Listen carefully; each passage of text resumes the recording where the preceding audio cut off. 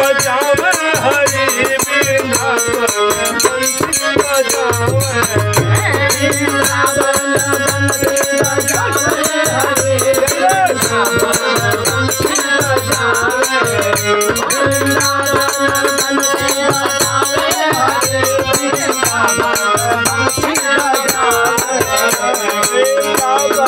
बंसी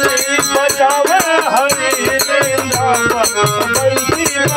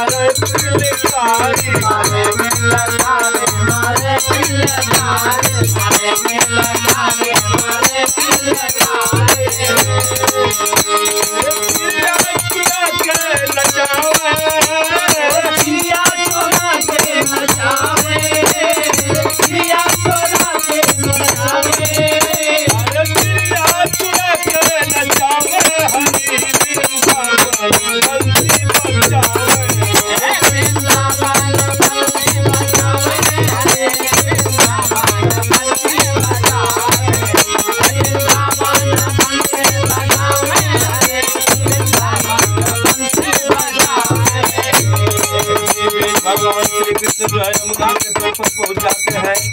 और होली खेलते हुए कहते हैं क्या यमुना के तट पर शोर मचावे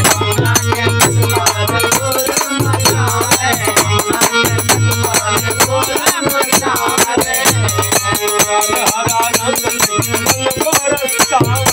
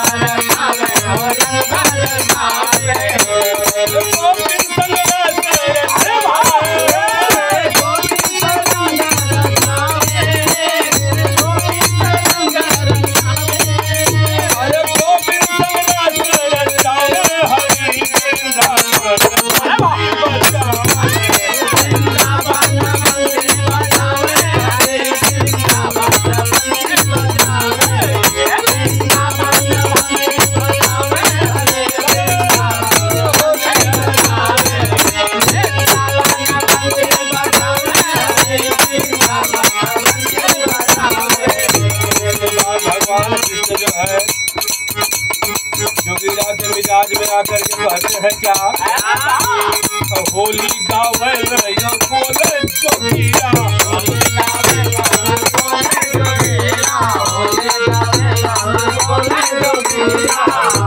जोगीरा हो बोले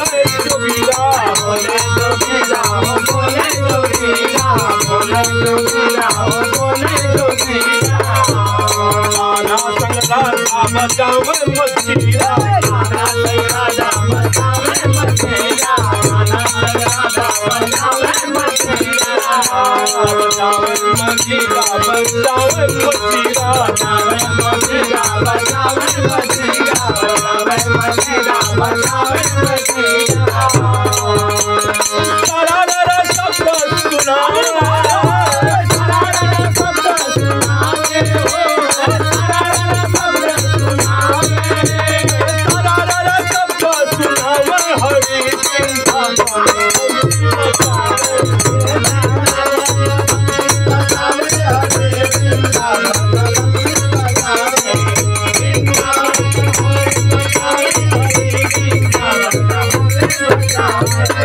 इसके बाद अपने गुरु घराना से परिचय देते हुए कहता है क्या? दुर्गा गणेश राम लाल होली खेले, गणेश राम लाल होली खेले, गणेश राम लाल होली खेले, राम लाल होली खेले, राम लाल होली खेले, लाल होली खेले, राम लाल होली खेले, लाल होली खेले, राम लाल होली खेले। रामायण कभी बसिया पे